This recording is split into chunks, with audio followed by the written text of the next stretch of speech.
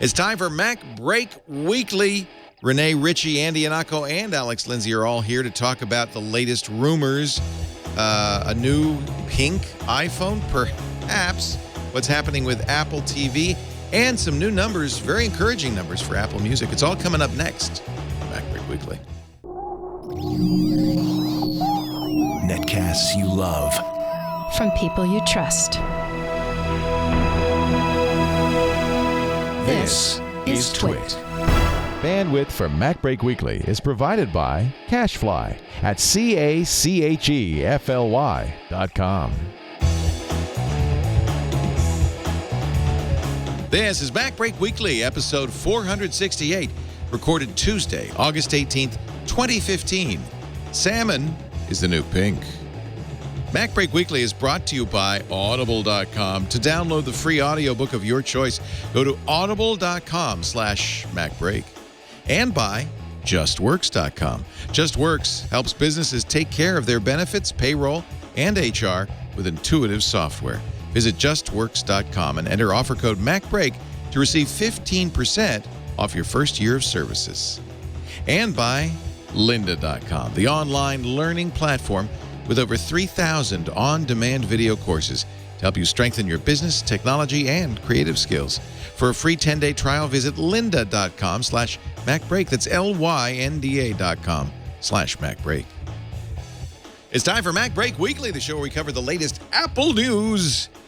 I'm Leo Laporte, and I will recuse myself from all discussion of the Apple Watch, the iPad. I got a lot of tweets after last week. Rene Ritchie is here from imore.com. Hello, Rene. Hi, Leo. I'll up the fanboy and the enthusiast and the apologist. Would you turn that up to counter me? Yes. I'm going to put it on 11, just for the rest of the show. Grumpy old man that I am. Andy Ihnatko from the Chicago Sun-Times also here. And nice to have you with your Canadian hat. I will. Yes, this is my walking teapot Pixar RenderMan hat. But why does it have a maple leaf on it?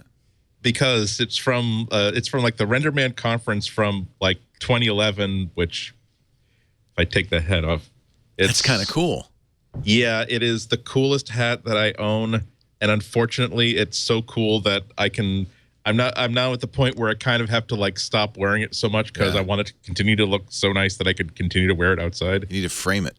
Even if it's impossible to explain, once or twice people will explain, "Oh, so are you from Canada? What's the teapot?" And I have to say, okay, well, you heard of Pixar? Okay. Well, not the, and I have to go like 3 layers in. Now let me tell you about the difference between rendering engines. Now, Disney, when they split from Pixar, created their own, and there's this guy named Jim Blinn, and there's this thing called Fong. Oh, dear. All I hear is Canada, yay, Canada, yay. Canada, yay, Canada, yay. You see, Big Hero 6 required a new model for translucency, which got them to rethink their entire idea of their relationship with light. Hey, that's Alex Lindsay over here on my right. Hey, Alex. I just wanted you to know I traveled thousands of miles to be on the show today. Rene Ritchie says you're not quite as good looking. The picture is not quite as good as it was when you were in Rwanda. It's probably true. I'm sure your studio in Rwanda is better than our studio here. It's just our office. Algorithms are off. The algorithms are off. Yeah. Yeah, exactly. Maybe we can make Alex be an S-Log 2 today. Yes. And then use a curve map to... Alex was explaining to me before the show, in probably a way that was boring to everybody but him and me, about the new S-Log 2 shooting feature on these Sony A7 cameras. It makes your images look like crap at first, but then they're great. That's the funny thing, is that coming out of the camera, they don't look so hot. Yeah, it requires a little post-production. A little soft. A little care, but it gives you a lot more in the future.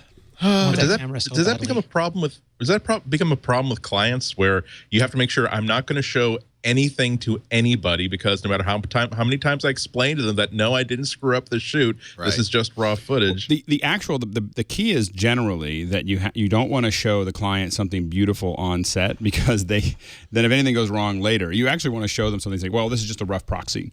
That's usually the key. This is just a rough proxy. Rough proxy. Don't explain. don't look at that. Pay no attention to that video tab. Rough proxy. You show them a great key or a great whatever that's live, and then they think that it's just going to get way, way better. And so if everything looks like a slow disaster on set, and then it looks great, then they think you're magical. Good news is we approach the release of new iPhones, 2 or 3 new iPhones due September 9th. At least we know it's the first week, the Labor Day week of September. September 9th makes sense. Yep. Now T-Mobile and Sprint both in the U.S. Are doing iPhone Forever programs where you buy the iPhone, you pay a monthly fee, and then whenever the new iPhone comes out, you get the next one automatically for the same. You just continue for the rest of your life paying Sprint. What is it, $20? It actually kind of works out when you look at the numbers of what you're paying. Does it work out? I think so. It's like T-Mobile was $15 $15, or $25 a month, and if you look at it, then you're not waiting for 2 years, and you're just.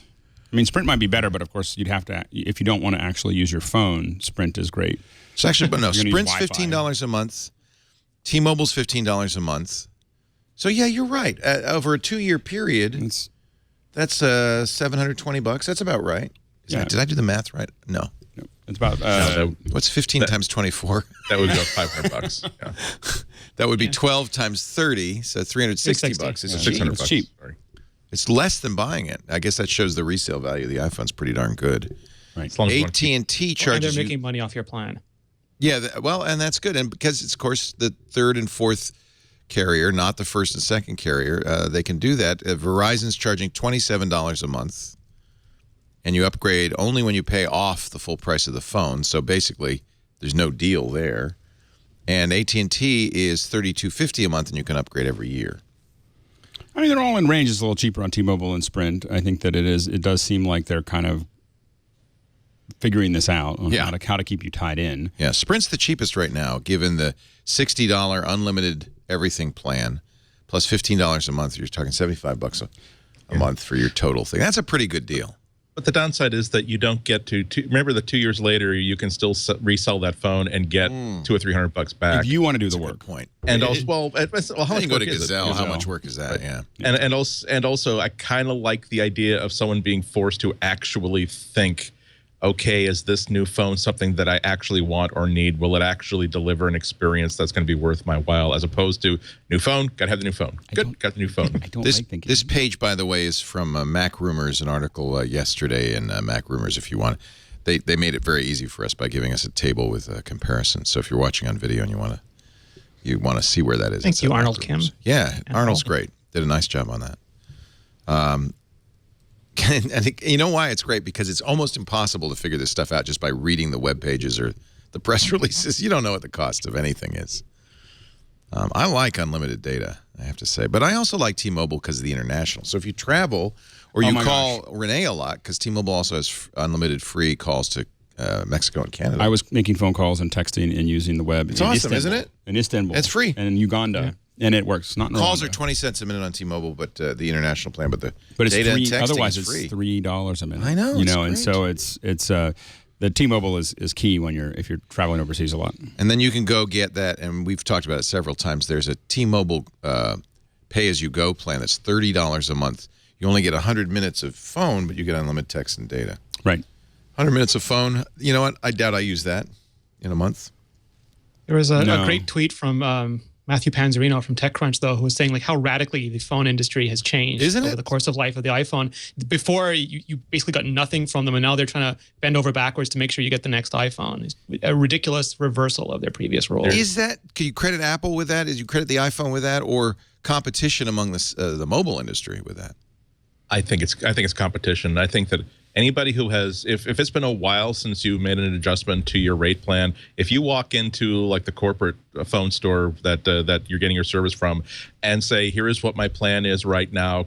I don't want to be locked into a long commitment, and I don't want to spend more than I'm spending right now. But I can switch if I want to because I'm not locked in anywhere. What can you do for me?" It's not even that they're going to cut you a special deal. It's because, well, let me show you what plans we have created in the past 3 years since we decided that, oh wait, people actually have the ability to switch. we don't have them under our thumb anymore. Now we actually have to keep our customers. I did that like earlier this year, and like, oh, so now instead of getting 2 gigabytes for free, I'm getting 10 gigabytes for free, and now I'm getting. It's like, oh, that was a very good phone call. It shows how rapacious the phone companies were in years past. That's all. They were really gouging. And we would still be getting it if it wasn't for T-Mobile and Sprint. In all fairness, right? AT&T and Verizon would still be. Had they been allowed to combine as they wanted to, right? These guys would still be dominant. But choice, and that's why we get ripped off with the internet service. because most people don't have that kind of choice. Well, and 4 carriers gives you a great choice. And when we look at like the power of Google Fiber, in all credit is now we have Comcast coming out with 2 gig connection, 2 gig service for $300. It's still a lot more than Google Fiber, but that wouldn't have occurred without Google Fiber. I agree. Google Fiber equals T-Mobile in this equation, right? Yep. Several of the carriers saw what it was like to not have an iPhone on their network. Like they tried to play harder ball, and it didn't work for them. Right. But the other thing about the iPhone specifically is it's an event. It's like a giant movie premiere, and it happens once a year. It happens on all carriers everywhere at the same time. So the climate for competition around an iPhone launch is significant, which is why I think we see things like Forever iPhone. It does happen with every phone, but their launches are scattered throughout the year, different times, different carriers, different models. It's not as easy. But people who want an iPhone, they know they want an iPhone. It's like a singular thing. So it makes sense to market to those people because maybe you'll get a couple percentage points shifting here and there. It's like every year you get a chance for a do-over on your carrier contract. I think also another thing is changing. And Apple's dipped its toe in this, but companies like OnePlus and Motorola are all in. Google did this for a while to less effect. Samsung, you can't get, like, this is the new Note 5. You can't get this unless you sign up with a carrier and extend your contract. You can't get it in Europe. You can't get it. You can or you can't. You can't get it in Europe. Yeah, but you can get an iPhone without a contract now. I mean, they didn't do it right away, but they did it after a few months. You can get a Motorola phone. It's the only way you can get a Motorola phone these days. It's the only way you can get a OnePlus phone these days. And I think some people, especially as we get away from these subsidized prices, and people know, I know how much this phone, is costing. This was more than an $800 phone. Yeah. So when Motorola comes out with a $200, or for the Motorola X, the new Moto X Pure Edition, $400, now you say, that's worthwhile. It's unlocked. I could put a SIM in it. I could choose my carrier. I can move around. I think at least sophisticated customers appreciate that. The carriers are going to do everything they can to obfuscate that, especially in America in the front door. They're going to say $15 a month. It's $15 a month. Yeah, what's it like in Canada? There's TELUS, there's Bell, and there's Rogers, right? You have 3? Yeah, we have 3 big carriers, and they have some spin-offs, and there are others that got bought out. But we have U.S. Cellular and some smaller absolutely. ones. And we used to have 3-year contracts, which was horrible. Wow. And now they've gone down, but it is slowly changing. But I think it's like people who are sophisticated are going to shop around and will know the real value of the price. But I think people still going into a carrier or into an Apple store or online shopping, that's going to be a different experience, especially if you walk into the carrier store and they can give you that $15 a month. I think that's why they're trying to get out ahead of this. They don't want you to look at a $600 phone. They want to see how it can get you on a 2-year deal. What's interesting is in the U.S., T-Mobile and Verizon both now have eliminated the contract and have gone to you pay the price or you amortize. You borrow the money and you amortize it. According to NBC News, just minutes ago, they just tweeted Sprint will also be dropping its 2-year contract. So now it's AT&T only requiring those contracts, and I suspect that they're going to go too. Everybody's going to have to go, right? Yeah. Yep. And also, again, if you go in, just make sure you ask if rates go up after a certain amount of time. Make sure you ask if you're being asked to sign a contract. But I'm still with AT&T, mostly out of, okay, well, I may as well save myself some effort and stay with AT&T. But I'm still not under contract. I'm still free as a bird and saving a lot of money. Yeah, thank goodness. This was messy, and it may not just be competition. It may also be congressional inquiries because Congress was. I don't know what the upshot of that was, but I think it's competition. I think that a lot of these lesser tier services make people realize that we're paying way too much and getting way too little. Right. And it's once people realize they have a certain amount of freedom, that's when they start using it. Did I ever tell you the reason why I almost dropped AT&T out of spite 4 months before the launch of the first iPhone? Because I bought a new phone. I bought a Windows phone that I really, really liked. I moved my SIM from the old phone to the new one. I got voice and text, but no data. And after a lot of tech support calls, found out that it was because I have an old SIM card that doesn't have enough memory on it. And so, okay, great. All I have to do is get a new SIM card. They would not give me a new SIM card without putting me on a 1 year. I was on a 1 year contract. I was not under contract at that point. And I had this conversation with them saying, there is no technical reason why I have to be. You're not giving me a special deal. I'm giving you $15 for you to send me a new SIM card, and you're saying you will not do that unless I'm doing that will put me on a 1-year contract. Isn't that frustrating? I've been your customer for years. Darn it! And finally, the only thing that talked me down from this. I did use you're gonna put me on this contract, even though I feel like I really have to switch to some other carrier out of principle. No, I'm afraid that we have to do that. There's no way we can give you a new SIM card. And the only thing that talked me down was Apple had not announced who the exclusive carrier was going to be, but I was pretty sure it was going to be AT&T. I had really had like, you ever have those things you split yourself in two with the mature one has to talk to like the 7-year-old kid saying, Andy, are you going to be getting an iPhone next year? Yes. And then you'll have to be under contract with that. Yeah. So why are you upset about this? Yeah. Because that's a good reason, but you're going to be under contract anyway. They had you by the short hairs, Andy. That's what they had you by. And when I went back in a few months ago, they were like, "Oh, well, you're not under contract. You're free to go." Oh, and you understand what the idea of an unlocked Android phone is. Yeah. Let's make you happy. Yeah. Thank God. And let's give Apple a little bit of credit. I mean, they changed the whole landscape in 2007 with the release of the iPhone. I mean, it took a while, but 8 years later, things are a lot better. Well, and I think one of my favorite stories was when AT&T was pushing back heavily on Apple, and they said, well, we're going to have to escalate to AT&T management. And the person on the other end of the phone said, well, we'll escalate to Steve. And that apparently never happened again. Yeah.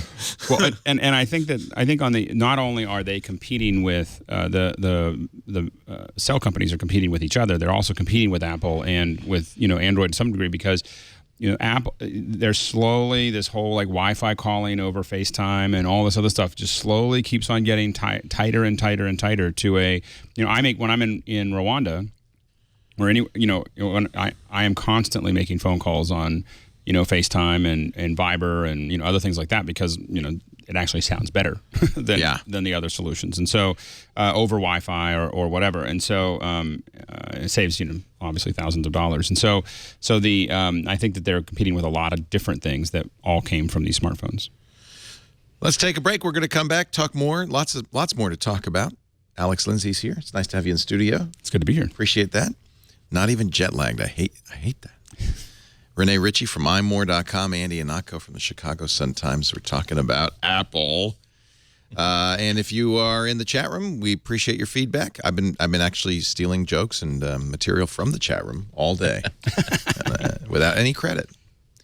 But that's life. That's the way we are here. You're like they're under a that guy 2-year contract. They can't go anywhere else right now. Our show today, software update to 10.10.5.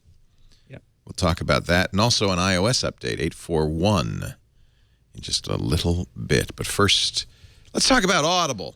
On your way to work, on your way to school, Audible. You may be wondering why I'm singing that. We actually had a jingle. Remember that? What is it? What was the jingle? I have it somewhere. I should play it. Audible.com. It's the world's best. They've been with us for, long time, probably before the iPhone. I know I joined Audible in 2000, 15 years ago. I had to get a special player to listen to audiobooks, but it was still a heck of a lot better than a box of cassettes in the passenger seat. I had those boxes of cassettes. Me too. And CDs. Audible is amazing. If you go to audible.com right now, just take a look at more than 180,000 downloadable titles across all kinds of literature, fiction and nonfiction, even periodicals, lectures, performances of all kinds. I just interviewed on Triangulation Elon Musk. I'm sorry, I didn't. I interviewed Ashley Vance about his book, Elon Musk, which was fascinating. Highly recommend. That's a great audiobook. And I've been lately listening to a lot of the great courses. This was something that I used to pay a ton for. You'd order the great courses and you buy them. They weren't rentals. And I'm so thrilled that they've got the great courses now. Because I was just in Germany, I got fascinated by the Middle Ages. I'm listening to a three-book series on the Middle Ages by a professor from William and Mary, and it's great. You feel like you're in college again. I don't want to feel that, actually. You know what? It's good because there's no tests. Exactly. There's no grades. I don't have to get up in the morning. I love it. I'm loving it. Audible is full of great stuff. Great books of all kinds. And there's something about listening. To me, well, I'll tell you, it's the same reason we love podcasts, because when you're in the car, you got a long commute, it just takes the pain out of it. There's The Martian. We love that. I think Jason Howell is making a suggestion.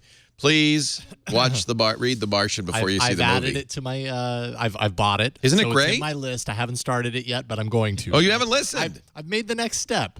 I don't have a whole lot of time, spare time. Well, we're going to get you a book free right now. All you have to do is go to audible.com/MacBreak, and you're going to sign up for that gold account. That's a book, or actually it's a credit, but most books are 1 credit a month, plus the Daily Digest of the New York Times or the Wall Street Journal. I love it, Audible. And, we had a family in the studio. They're driving around together, different ages. Audible's great for that. When we used to do road trips with the kids, I'd get young adult books. And it was so much fun. These are actually great books. Actually, Mom and Dad enjoy it, but the kids dig it, and it's fun. My dad, when he was driving my kids down to the shore, and he said, "Oh, I was listening to this book. It was great." I was like, "What is it? The Girl with the Dragon Tattoo." I was like, "You were listening to the Girl with the Dragon Tattoo with with kids my in the kids car? in the car?" Oh, no. I was like, But that is he said they were asleep. That's a wonderful audiobook. This is new. Audible just added this, and it's great because for people with Chromebooks and stuff, you can get the app, but you can now stream from the website. Did you know that? I did not know that. So you can actually start playing your books directly from the website when you're logged into your Audible account. So they've got a web interface now. And that is fabulous for people who don't have, like the Chromebooks, you can't put an Audible app on there. Right. What are you listening to? This is my book on the Middle Ages. I'm sorry to make you listen to that. What are you listening to right now, Andy?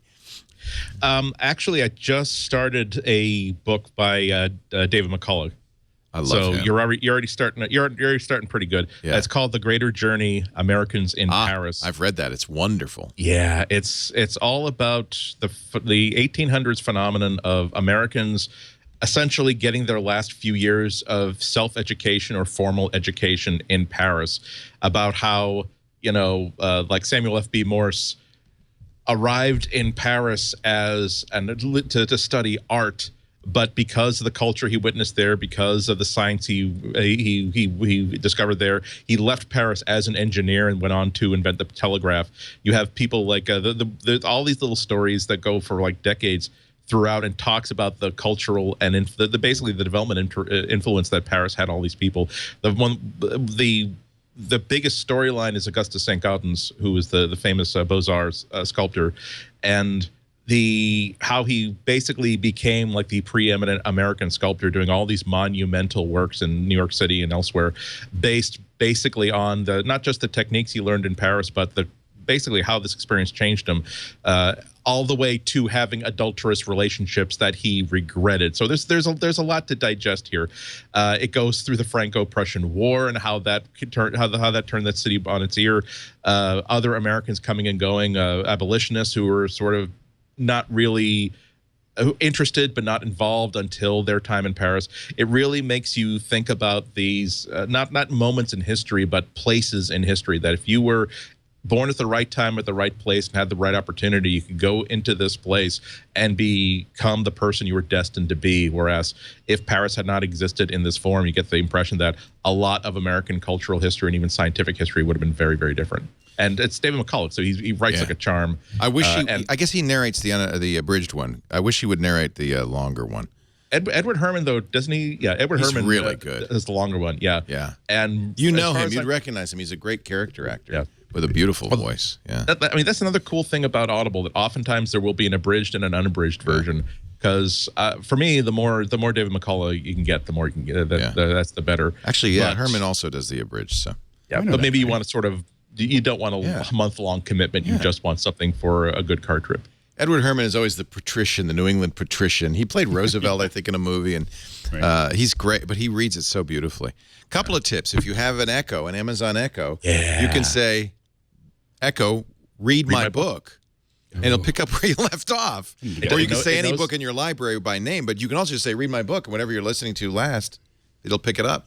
Yep, that's every time. So my kitchen has never been cleaner since I connected Audible to the Echo, because now it's like my inclination you spend time in the kitchen. I'll just dump the pot in the sink and I'll take care of it later. And I say, oh well, what the heck? So and so read my book, And so I'm sort of interested in the story that he's telling, and before you know, I'm actually scrubbing countertops. Yeah. So that's what. Yeah. That's how this. You'll have a cleaner kitchen, and you'll be smarter thanks to Audible. There's the pitch. I'm burning up a lot less now. Audible.com / no more dysentery thanks to Audible. Audible.com / MacBreak. Sign up for that account. Get your first month free. And because I know sometimes people go, oh, I don't know. Can I listen to an audiobook? Would I enjoy it? You will. You promise you. Audible.com / MacBreak. But you know what? This way, no risk way to try it out for yourself. You're watching MacBreak Weekly. Thank you for being here. We appreciate it. We're talking about the latest Apple news. Now, there were 2 big updates, and I guess I haven't updated my my Mac because I see I have 10.5.5. Apple's always a little cagey about the security. In fact, when you read both 8.4.1 and 10.5, you'll it's not clear these are security updates. They're security updates. There's a whole list for 8.4.1. There's a massive list of security updates. You need these updates, right? Tell us about them. What are they? So, I mean, it is a voluminous list. It fixes as much as we get publicity, especially around this time of year, because Black Hat is happening and there's a lull in news and people are interested in putting a lot of headlines out there. There's just a wide range of security fixes that Apple has been collecting as they do their normal patch updates. iOS 4.1, in general, it fixes Apple Music. It fixes a lot of accessibility stuff. So Apple Music is completely accessible over VoiceOver now, which is awesome. But I think a lot of people look at that and they say, oh, it's just an Apple Music fix. If you're not using Apple Music, I don't need that one. You need that. No, you need it. No, you absolutely need it. And the one thing that, and I've been harping on this week, but the one thing that I like about this sort of stuff is that they pushed out 8.4.1 to every phone going back till 2011, all on the same day, to everyone in every region, and no carrier in the world interfered with them. Yeah. And that is still one major advantage that I really hope everyone else manages to figure out because we need that stuff. Yeah. Yeah. Right. Many Android phones still susceptible to stage fright because Google just doesn't have that kind of clout in that kind or of they control. can't, like they were pointing out the Nexus, like the Galaxy Nexus, which is a 2011 phone, Texas Instruments stopped making the processor. So it's very hard to patch that kind of stuff. Right. That's Dvorak's phone. I gave him a Moto G just so he'd be safe.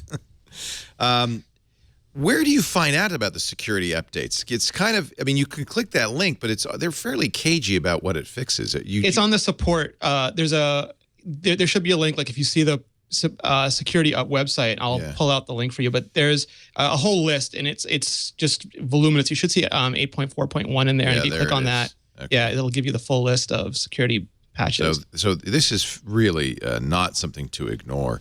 There have been some serious issues, both on the desktop and on mobile. And again, most of these are not in the wild, and most of these aren't remote code execution. So they're not things anyone should panic about, but they're things that may eventually work their way into other exploits. So you want them patched immediately. It's almost like preventative medicine. Yeah.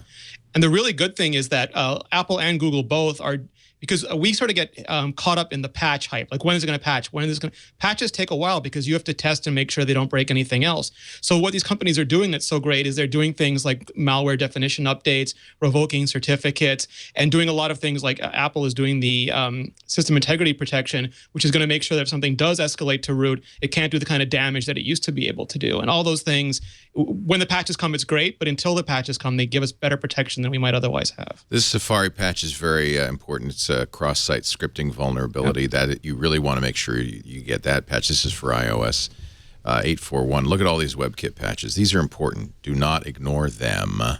And we're in a whole different, I think we're really in an entirely different environment when it comes to our security. I mean, it is really heating up.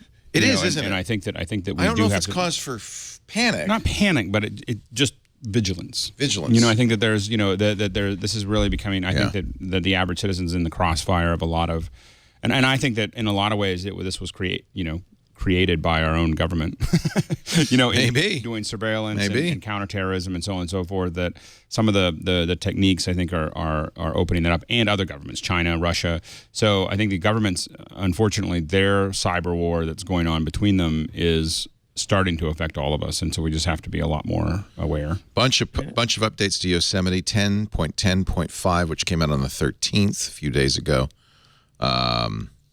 Again, these are the security flaws, and it's a long list. Does this hit Thunderstrike? It probably doesn't.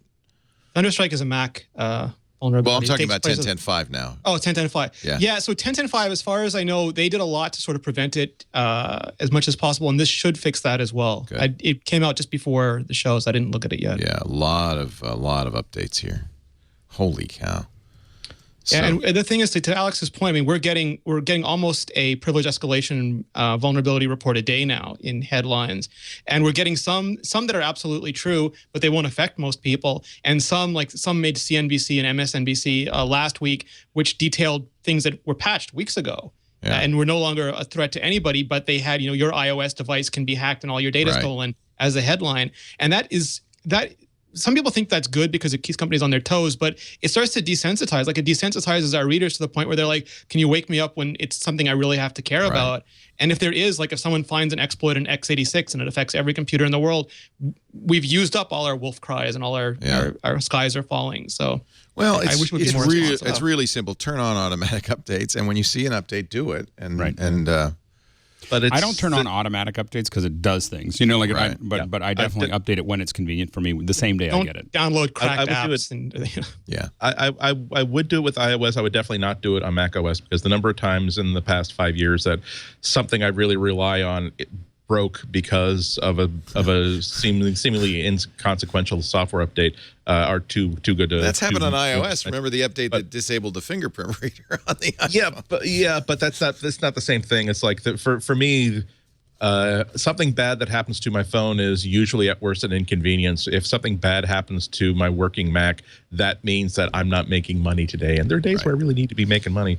But it's a multi-tiered problem. And another one of them is that, speaking of crying wolf, a lot of the mechanisms that Apple uses to get us to update just aren't effective. Just this afternoon, once again, as I sit down in front of this computer, there's another, hey, you have updates. So I'll click on that. You click on it, and it tells me that, oh, there are 4 third-party apps that you haven't used in about 3 to 8 weeks that are having parental updates to them. You learn to ignore that, and you start to even resent the fact that, wow, you're interrupting me to show me this dialogue about something that's not actually important. It'd be nice if they had a way to segregate those and say, here, this one is bordered in red. It's telling you there is a critical security update we really, really, really want you to download. This is not something that you tell us do it tomorrow. This is something that we would like you to make time today to do it right now. Microsoft used to take the cake for that. I think they've fixed that lately, but Windows used to reboot. Yeah. You'd be in the middle of something, and Windows would just say, hey, I got to reboot now. And it would just install it. I'm still amazed with my Surface. Every once in a while, just like, you will now do this. You will now update. And I'm just like, really?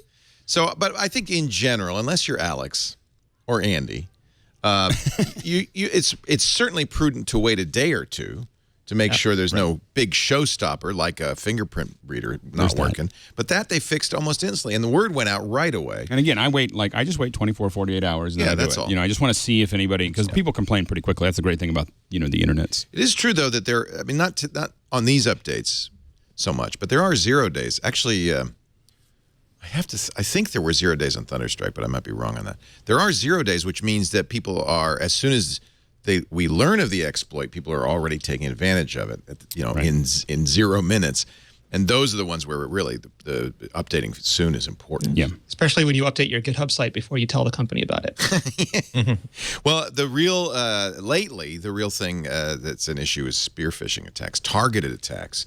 So if you're in a business, I'm sure the IT departments are very vigilant on this, but this is how Sony Pictures Entertainment got hacked. It was a targeted attack. Well, and we do a lot of corporate streaming where we stream from a lot of headquarters, and they definitely, this is like a war for them. It is like, if you're a large corporation, this is like a constant issue, and they're constantly vigilant, and they have a huge staff that's every port that we need open to do our little thing is like, it needs to be VP level, approved. It's quite a thing. It's why we have the better technologies now. Like the malware definitions can stop you from downloading stuff. Gatekeeper, if the certificates are revoked or doesn't understand the certificate, it'll give you a huge warning and make it hard for you to download it. System integrity protection will limit the damage you can do if you do escalate to root. So those kinds of things, I think, is part of the future, is that layered defense where you're not just counting on a patch, or you're not just counting on telling someone not to click a link, but you're doing everything you can between that file going live on the internet and them installing it and running it on their machine to stop them from doing it. Yeah.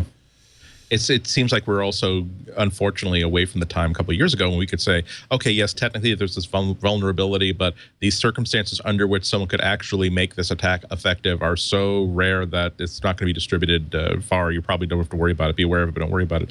And now you become aware of these layered attacks where, yes, it would be almost impossible to do if not for the fact there's a vulnerability in Flash that allows somebody to inject a critical piece of code through a web page. And but what are the chances you're going to visit one of those sites? Well, how about what if there's a corrupted server in a very, very prominent ad company, and someone managed to compromise one of those machines and put that code on the Flash that compromises that pushes it to a site that you do use that actually manages to take care of this one little bug inside your Mac, and then suddenly you're closing down your bank accounts and explain to your mortgage company why you don't have. You'll be saying, Yeah. What about this T-Pone exploit? Because apparently 10.10.5 does not fix it. No, so that's the one I was talking about where I believe he gave Apple a couple hours notice before he put it live on GitHub, which is less than ideal. No. That's not good.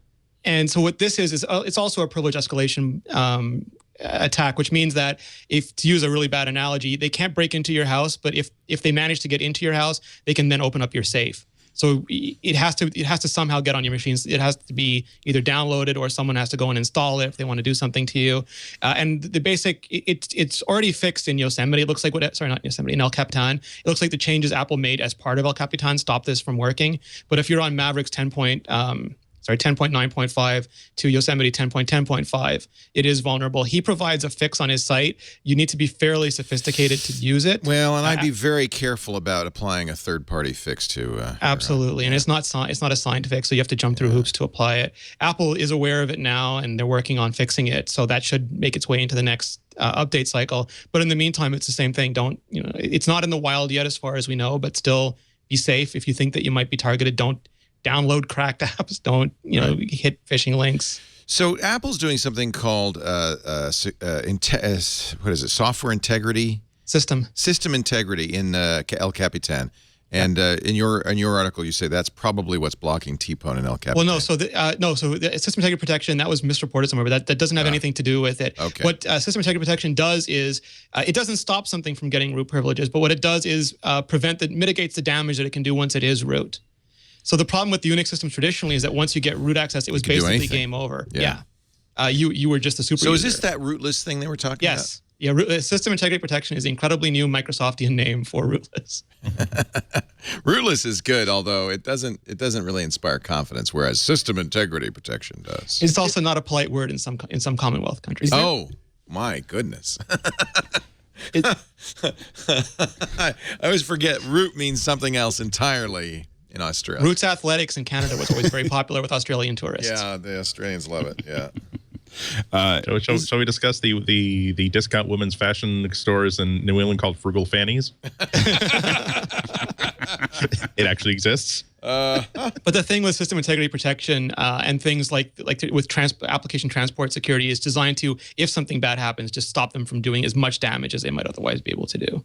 Is there anything in the operating system that's really looking for, if your computer starts hitting certain servers, or it pays attention to, I don't know why that computer is hitting that server all the time, and I'm going to raise a red flag or bring it to an alert or anything else. If you might have installed something that is now doing keystroke or doing any kind of searches that are sending them to a place, is there anywhere that the operating system is looking for that? No, but you could get Little Snitch. Right. Yeah. No, they should build a Little Snitch-like capability into the firewall. Right now, as far as I know, the Apple firewall watches incoming but not outbound. Right, because it seems like that would be something that they could, if you suddenly see a whole slew of Macs, looking at this server in Russia, or a server, or even your Mac. Forget a whole slew, just my Mac. But I'm saying, like, if Apple was able to see that traffic, I don't know if Apple would see that traffic. Right. And also, Apple's traditionally not that doesn't really want to have anything to do with your stuff. They don't want to see that traffic. Your ISP maybe would see it, but I don't think Apple wants to see it. That's why they should build that into the firewall. The firewall should be monitoring outbound connections, I think. Little Snitch does a great job. The thing about Little Snitch is it's a little annoying because there are lots of legitimate outbound connections, and it'll warn you about them, but you can always say, okay, that one's always okay. You can whitelist, yeah. Yeah. And it's still up. It still works, right? I mean, it's been around for a long time. Yeah. I didn't know. Yeah, I think for a while it didn't work. There was some kind of dark period. Well, things like now, like a lot of apps, including our friends at SuperDuper, had to update because things like system integrity protection prevented them from doing things that they used to do the way they used to do them. That's why you might say, well, why isn't this in the operating system to begin with? That's why. Yeah. People get used to using features of the kernel and so forth in oddball ways. I'm sure ways not approved by Apple. Or at least discouraged by Apple. So you take sandboxing, you take a lot of these technologies, they have to work very hard to make new versions of their app sometimes. It's okay. Break the app. I'd rather you break the app than some other app breaks my machine. Hey, the new pink iPhones are here. The new pink iPhone. I don't know if this could easily be an edited image. The iPhone 6S in pink. What do you think? It could be. It's the Burberry effect. Yeah.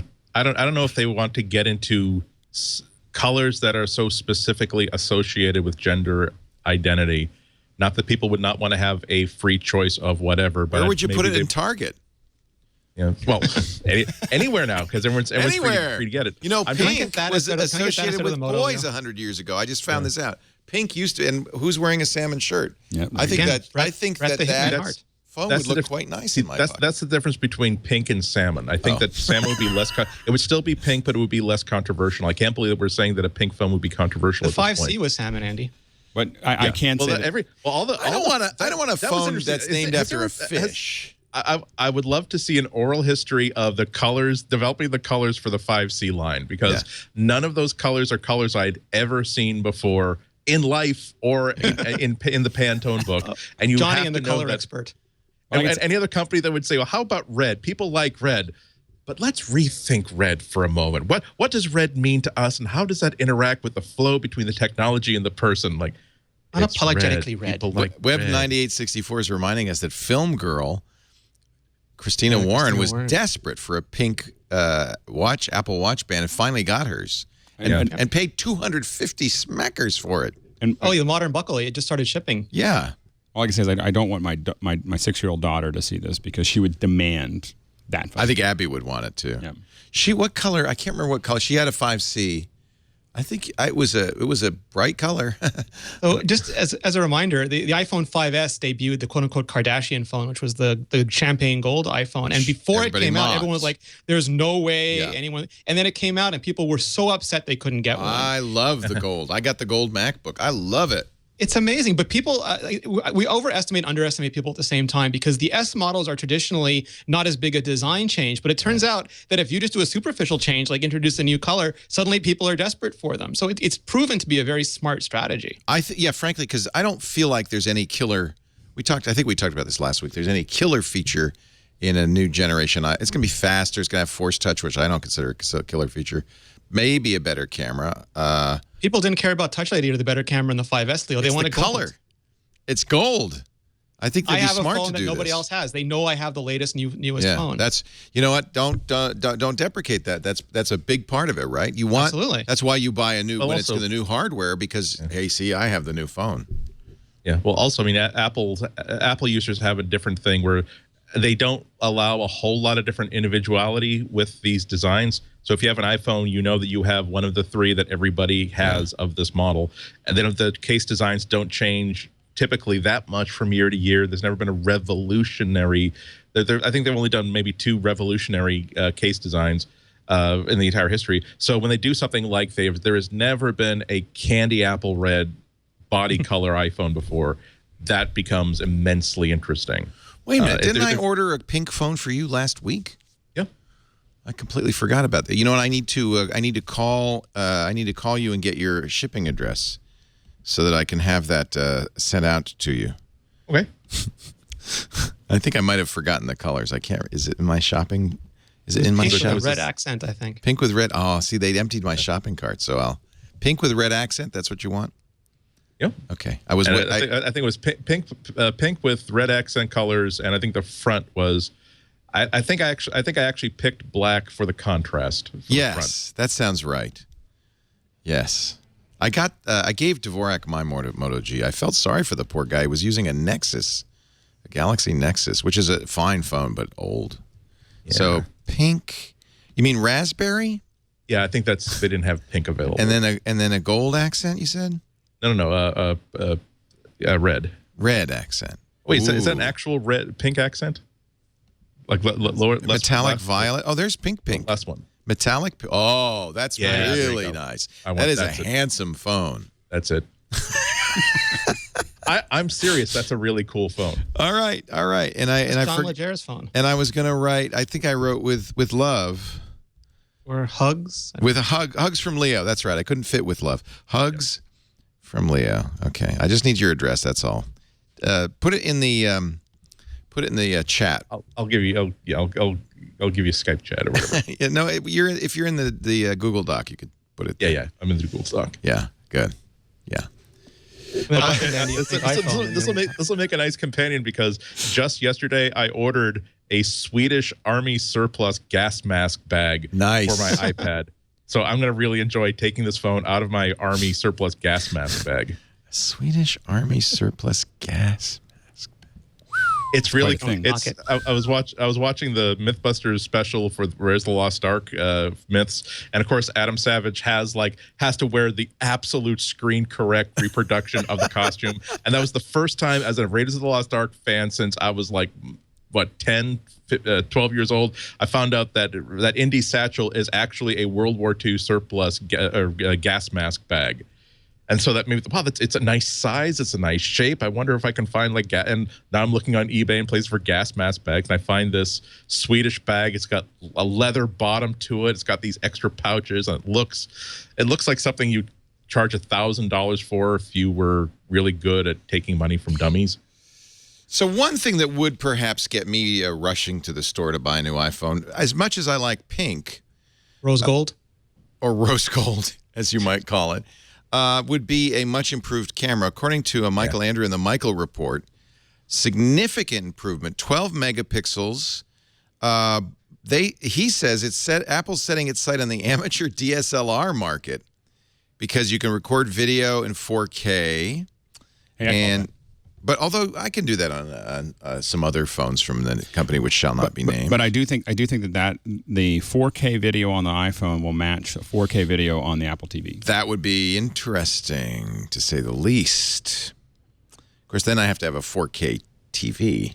I have one of those. You have a 5K iMac. They're cheap now. I mean, you can get a Vizio for you can almost not get a 4K TV these days. Yeah.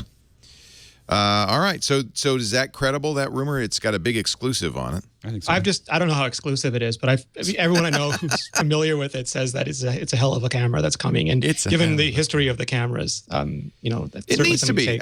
As we've said before, Apple is there's a lot of stiff competition. And Phil Schiller spends 5 or 10 minutes on stage talking about it. They have to give him something to talk about. Yeah. Well, not only that, but I think that Apple's actually fallen behind. Because again, I'm lucky enough that I get to test pretty much every camera that's out there.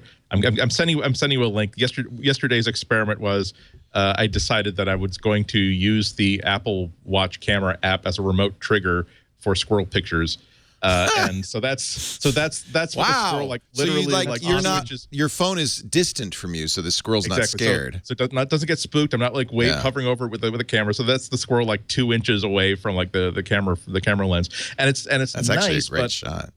It is very nice, but I couldn't help but a few weeks earlier I had taken shots with the Samsung Galaxy S6, and the critter was about a safe foot or two away, and I was able to take similar pictures and crop them down and get the same kind of resolution.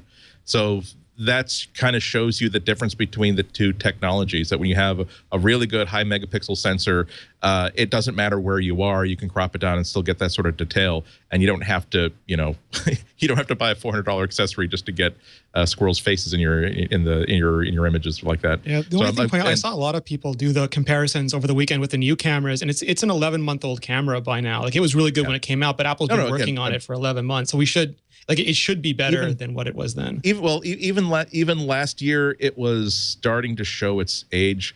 It used to be. It's common.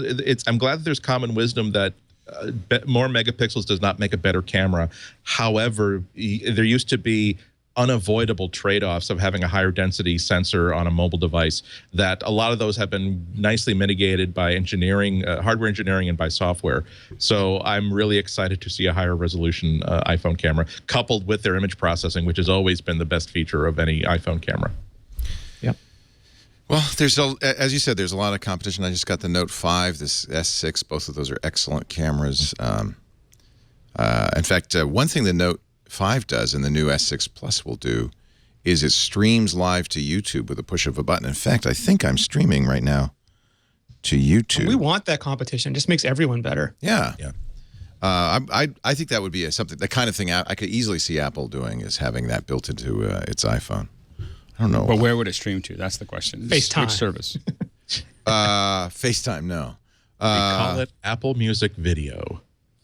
It streams straight to Connect. Speaking of that, I'm actually really interested to see if Apple does live streaming to Apple Music for bands. Like, if they allowed that within Apple Music, I think it would be really interesting. Like to Connect? You mean like you can just stream straight to Connect? Sorry? Stream straight to Connect. They have that Connect cab. Yeah, that would be pretty cool. I wonder where this is going. It would probably get some engagement going for Connect. Do I have to invite people? Oh, it's invitation only. It might be a private stream. It's a private stream? I should be able to see it in my own. Yeah, it's pretty cool. I'll let you do a private stream. Oh, really? Oh, it's not an I think they have a deal with the... Oh, I didn't press that button. Okay. No one's invited yet. Tap to share your link with viewers before starting your... Okay, I'm going to invite people.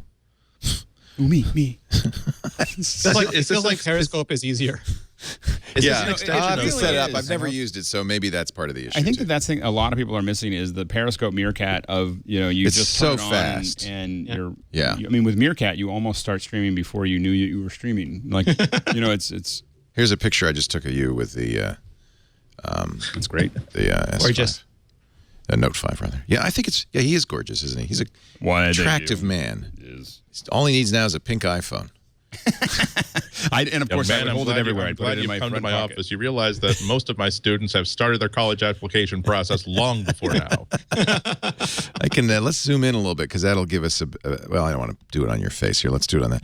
So, all right, there you go. That's almost 1-to-1, and that's pretty high quality for a camera phone.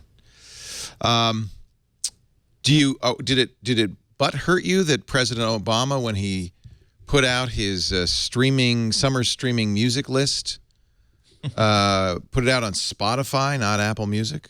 He's a president of everybody, Leo. He's not a president of Apple users.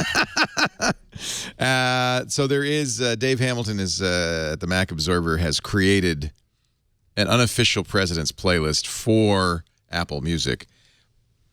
Low Cut Connie's Boozophilia is not on it, not available.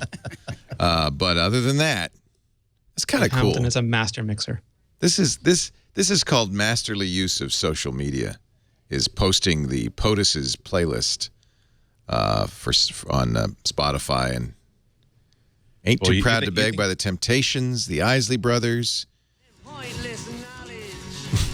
Little Dylan, Tombstone Blues, Coldplay, Howlin' Wolf, Wang Dang Doodle.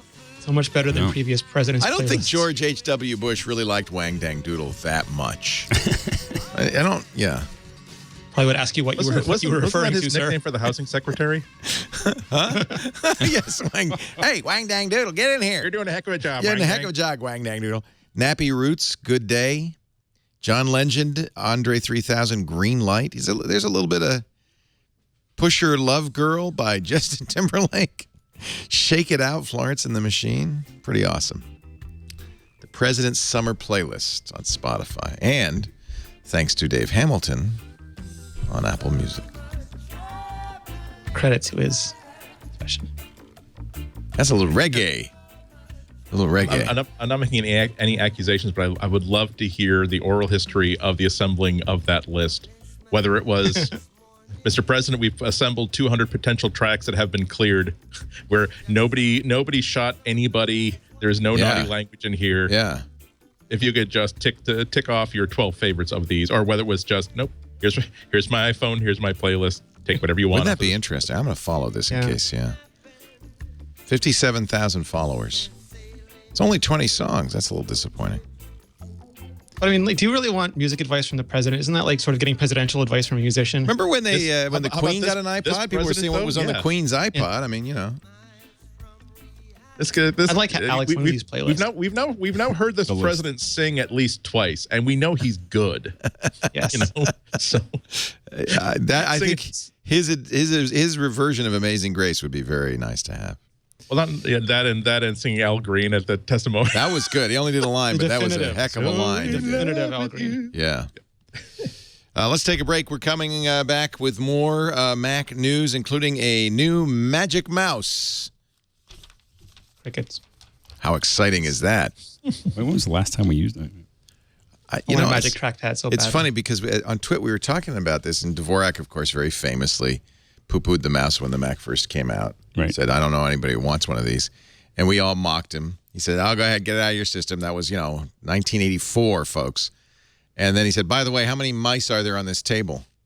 0. Ding. How many mouses? No mices or mouses. I'm sorry, mouses. We already covered that, last week.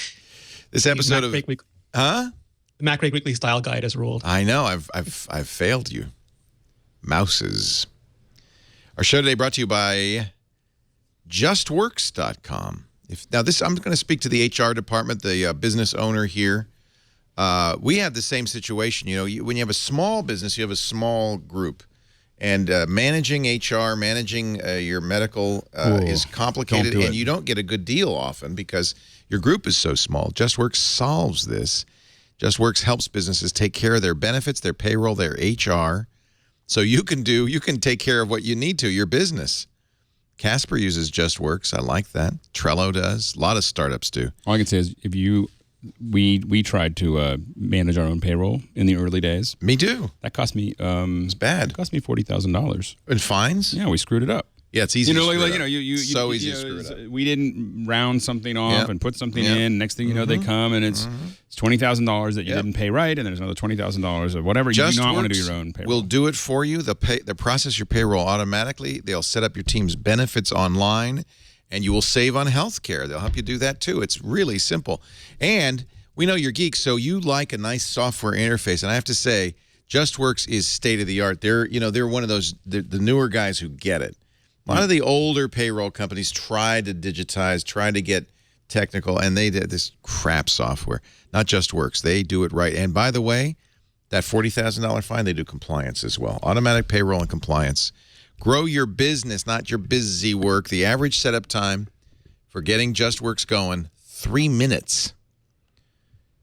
Casper uses it, Imprint, Reboot, Trello, hundreds more. What are you waiting for? You can get a demo at Justworks, JUSTWORKS.com. If you want to sign up, we're going to get you 15% off your first year of services with the offer code MacBreak. Find out how you can offer your team the benefits they want at prices you can afford without all the hassle of doing it yourself. Or if you're using another company, a company that does it right. Justworks.com. Use the offer code MacBreak for 15% off your first year of service, and we thank them so much for this. Not only for their support of MacBreak, for helping so many people do a better job. Justworks.com. That typing you heard, by the way, in the background was me sending it to Carlito. Yeah. Like, hello. Let's get this. Don't try to do that. So we've talked about this over and over. And, of course, the John Pachkowski on BuzzFeed says the Apple event will include the Apple TV. And I think we all concluded last week Apple probably just gave up trying to get its negotiations together. Now an article in Bloomberg says, the live TV service is delayed at least till next year. Negotiations have stalled. Peter Burrows, Lucas Shaw, Jerry Smith writing in Bloomberg. Does that jibe with what we all thought? I think it does. Yeah, it's glacial. I still think that what Apple should do is if they can't get the lives with the TV networks, they should start making the platform available to live streaming like Twit and Huffington Post and everything else. That's what Spotify did, right? Spotify, knowing that at any point the music labels could say, "Screw you, Spotify," started offering video content and audio content from non-record industry sources like Twit. Right. 50 people on Spotify listened to Twit last week. It was a little disappointing, but given they have 60 million users, but It doesn't have to be everyone. It could be. It doesn't have to be like it's open to the public, but it could be like looking at broadcast or having people be able to apply. I think it's a good idea. And getting, and it also helps them start to test the platform before. This Bloomberg story says that part of the problem is that Apple wants to offer a package of popular channels for $40 a month, which is roughly half the average cable bill in the U.S., and that nobody's going for it. Everybody's saying, "What, are you crazy? Are you nuts?" Negotiation point. Yeah. Money is fairly important to these companies. These aren't software developers. You can't push them around. Yeah. CBS, Fox, NBC, kind of the big guys. In fact, in this Bloomberg piece, they're saying Dish tried to do something similar for its Sling TV, and it took them years. And Sling only has ESPN, TNT, and a few other channels. But the other danger is that once you start unbundling, it becomes difficult. Like, for example, if every channel says, okay, you can have us a la carte, but we're $10 each, it quickly becomes just untenable for a person to have any amount of television. Look how much HBO Now is. It's $15 a month. Right. And I think Showtime is... Yeah. I love HBO Now, though. Yeah. Because you don't have to have a cable subscription. I don't have a cable. See, I have a cable How many of those could you get? I use HBO Go. I'm never going back to cable. Like if ESPN is $15 and ABC is $5. Do you save money? I bet you don't. It's not about money. It's about I don't want my kids to watch ads. Yeah. No, like literally. Ads, ads. My kids went on vacation. So we haven't, when we moved to Pennsylvania, we just had internet. And they're just watching, they're still watching their shows and everything else. They went on vacation, they went to a TV, and they started watching all those little ads. They wanted the little toys. And like they didn't have any of that before they saw it. And suddenly it's like, can we get this? Can we get this? And I'm like, I am done. Like, we will not have TV in the house. Like it is just. Is he not the worst father ever? Yeah, they watch all the TV they want. They just don't watch the ads. I mean, they watch their. How do you know what you want until you see an ad for it? Until you're told. Support the economy. They still see things in ads. Here's the thing: is they still see things that they want, and we look at whether it has an educational value to it. Alex, they're going to get into junior high school. Kids are going to say things to them like "weebles wobbles," but they don't fall down, and your kids are going to go, "What? What are you talking about? Weeble wobbles." Not only that, but they're going to grow up thinking that sex is a function of emotional connection. Oh, my God. That's going to leave them really handicapped. It's going to put Tinder out of business. Oh, my goodness. Got to link it to a commodity early on, or else they'll get the whole wrong idea. What will happen to the hookup culture? No one's going to want to buy anything anymore. Oh, Alex. I'm just telling you it works. Okay, look, as somebody who does ad-supported free media... But these I just want to say that they're good ads and everything, but they're ads. And there's probably some parents that say, I'm not going to let you watch Twit because you keep wanting, a subscription to lynda.com. But we do good ads. That's all I'm saying. It's not like... I guess no parent ever said that, but...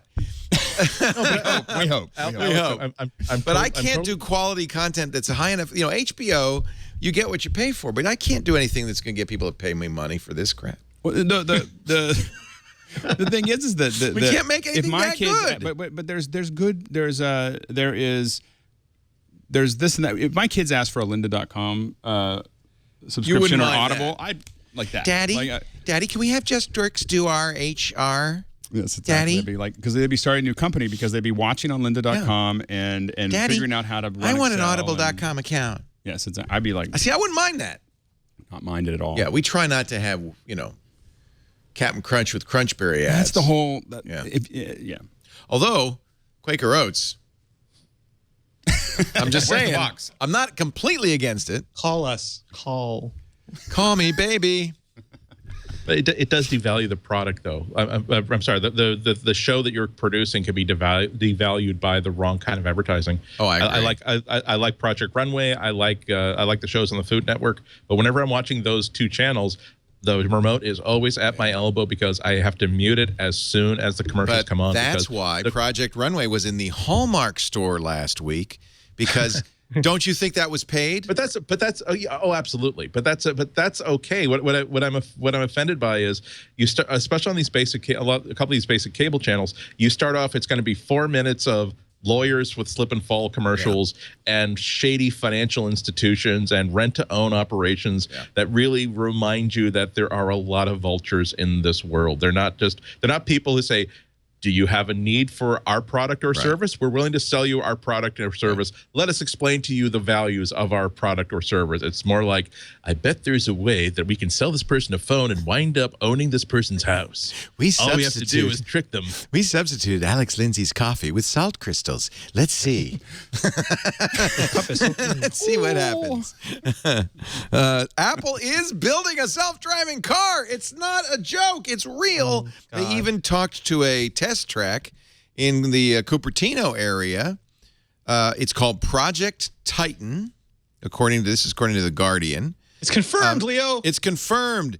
They have been talking to locations, test tracks in the San Francisco Bay Area so they can test it. They went to Gomentum Station, which I've never heard of, a 2,100 this is huge, 2,100-acre formal naval base near San Francisco that's being turned into a high-security testing ground for autonomous vehicles. I wonder if that's the same place where, speaking of Mythbusters, I wonder if it's the same place where they were doing some of their driving myths. They mentioned about an abandoned military base that has houses and streets that are laid out and has stop signs and everything. Yes, it's essentially like a whole town. Yeah. It's the old Concord Naval Weapons Station. Yep. It was a World War II era. It has 20 miles of paved highways and city streets with buildings. Perfect place to take autonomous vehicles. Whoa. My guess is they just leaked Apple's Top Gear competitor that was going to launch with the new Apple TV. Or shoot the next Stephen King miniseries. Like I said, whoever thought of that, genius. That's a lot of acres. 2,000 acres is huge. Yeah, can we just point out that it's not confirming any Apple autonomous cars? No, they just went to talk to these guys. Yeah, well, no, so it's also like they've got CarPlay, which is coming with manufacturer integration, and those are unannounced vehicles that need to be tested somewhere. And they have various states of technology in automotive space that may or may not include full self-driving cars that still need to be, like, there's nothing, like, it's a great, fabulous story. Kudos to The Guardian. Totally misleading headline. Yeah.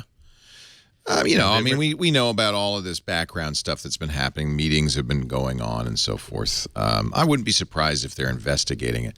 I'd be honest with you. I'd be really reluctant to buy an Apple car because I feel like they would replace the brake and the accelerator pedal with a single button. And the steering wheel, Leo. That would just, forward is forward, back is brake, or something like that. And well, it's autonomous. There's no buttons. They're not going to do it. So you don't think they would do a car unless it were completely autonomous? No, I think the autonomous thing is just a really sexy headline for The Guardian. I think that there's going to be, like, it's the same thing when we go to CES every year and they explain that people are petrified by technology and you have to give them a very smooth gradient curve where you walk them carefully through giving up control over many stages and with many options. So it'll be a car that it gets more and more automation as time goes on. Whoever bought the Concord Naval Air Station, I know, and said, you know what we're going to do with this? You may think what we're going to do is we're going to have lease it to Google or Apple. And I bet you they bought it. Well, this is my guess. They bought it for thinking about movies. Yeah, because it sounds like the perfect movie set. And ended up with tried a Cobra. gold mine. Cobra didn't want it. They tried Spectre. If you had an atomic bomb you wanted to test. Too close, Leo. Or a place to, like, kidnap and gas spies that are about to retire because they know too much about your government. We could call it the Village. You can just hide in a refrigerator. Good morning. Oh, that'd be great. Let's build the Village. If it's in with Google's Project Loon, those big balloons that are autonomously stay in the air for a number of times. You're testing gamma. Patrick McGowan was right. He saw this years ago. Is that a reference that our younger generation probably has no idea what we're talking about? I have no idea what you're talking about. You don't know about The Prisoner? No. Oh my God! I will say that I have never made people happier in my life. That when I see people at Comic-Cons dressed just like The Prisoner, and I just walk past, don't acknowledge directly, just simply mutter, "Be seeing you." Be seeing you. And like, yes, somebody knows them. Oh my God! I am number 2. Who is number 1? You are number 9. You have to see at least the pilot. It is amazing. It is psychedelic. It's 1960s spy stuff. Yeah. I don't want to give anything away, but Patrick McGowan seems to be a spy who wakes up in this village after he has stormed out and retired from announces. Well, remember Patrick McGowan, and you probably are too young to remember this, but I loved this show. Was the star of a British show called Secret Agent Man. And that's the song, Secret Agent Man. All I can say is that's why there's a very young Rumpole of the Bailey. Yes, he's that. But there was a different number 2 every week. He was just one of the number 2s. Well, again, there's almost no question that's in your mind right now that is answered, even if you see all 17 episodes of the series. And when they try to get out of the village, she's a vizinho. She's a some sort of supernumerary in the village. He's decided he wants to escape. Let's watch for a little bit.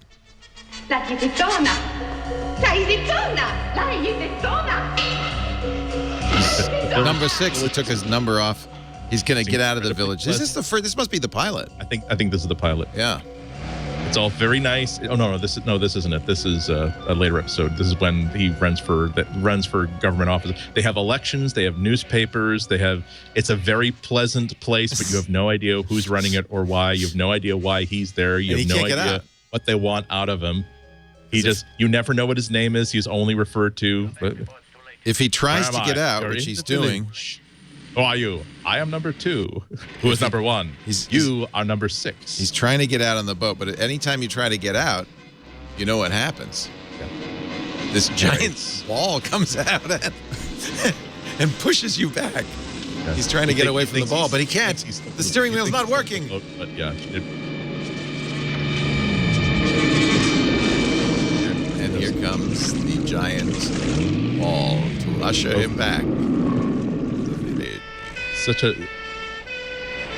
a brilliant example of like creativity coming from cost cutting, where they had like these sentry monsters that they couldn't make work. So they finally said, what if we just blow up a weather balloon and and actually it becomes actually quite menacing. And then now, of course, he'll wake up back. Knocks him out and then reset to 0. I wonder if that's on. There must be some way to watch that on Netflix or something. Yeah. Let me go to. Can I stream it? This is all on YouTube. That was a Blu-ray somewhere. Somebody's got a Blu-ray of it. The Prisoner. Search TV. Let's see. 1967. Availability. You're too young to remember this, Andy. You must have seen it. I saw it when it started arriving on A&E. The A&E channel before, when they were actually involved in arts and entertainment. Yes. Instead of none of the above. I don't think I got absolutely hooked. They had to buy the DVDs because I don't think. It's fast. You keep trying to make sense of it because it is so sophisticated and so layered. Yeah. Looks like it's only available on disc. Oh. Good reason to keep that Blu-ray player active. It might be a bag of hurt, but it's the only way you can watch The Prisoner. That's their slogan. Wow. There's so many great things you cannot get in any form or fashion. No, that you can always get it. Well, there's ways. If only there were some site that would just archive this stuff and offer it for download. If only there was something that you could some way to do that. Download content. Apple might be bringing fighter jet technology to car windshields. I love these headlines. Washington Post. I'm thinking Sidewinder missiles here. I mean, when they say that, heads-up display. What about transforming? I think that's an underutilized marketing angle. I want an Apple Transformer. Ejector seat. Optimus Prime. Like if there's lots of traffic, I can just pull these handles and suddenly I'm exploded and hopefully in the direction of my meeting, and then I parachute down. And if I live, I'll avoid the traffic for sure. Here, this is almost like an Onion article. This is the Washington Post. Drew Harwell. The world's most valuable company is, quote, very likely, end quote, working on a 27 to 50 inch head-up display, a technology most famously used by jet pilots that could project vivid icons and information for drivers while on the road, a tech analyst with Global Equities Research said Thursday morning. Trip Chowdhury. God. That's all you need to say. That's good. I like that, Rene. God. If you look at his greatest miss, I mean, like his statements about Apple over the years have been head-pounding, desk-worthy. It's a great headline because they might be becoming a top breeder of championship show poodles. They probably aren't. They might. They might. They have $800. They could buy a couple of poodles. They got some room in the new campus. There you go. So they'll use the. Dr. Dre gave Apple Music an exclusive, as he should, now that he's a billionaire thanks to Apple, on his latest album, Compton. I don't think he needed to make money on this album. That's all I'm saying. Is this the soundtrack for Straight Outta Compton? No. No? This is his long-anticipated... Is it the follow-up to Chronic? I don't remember if he did one between that, but it's a follow-up to... It's a long-anticipated follow-up album. According to Apple, 25 million streams in the first week. 500,000 downloads on iTunes. Pretty good. Mm-hmm. Pretty good. I think it ended up getting him number 2. Yeah, number 2 slot behind Kill the Lights from country star Luke Bryan. Country. Damn it, every time. Did you know the story behind Country and Billboard? No. So I was actually in the music industry. I was working for Sony when this happened. I think I was working for Sony when this happened. But they changed the way. So in a long time, as you know, when we were in radio, the playlists that we sent to Billboard and to R&R Records was, we kind of made it up. Like yeah, it's kind of about what we're playing. And in the same way, sales were kind of just the manager at the store would make a list of this is the top selling stuff. They wouldn't give you numbers. They would. They'd make a list, and Billboard moved to electronic.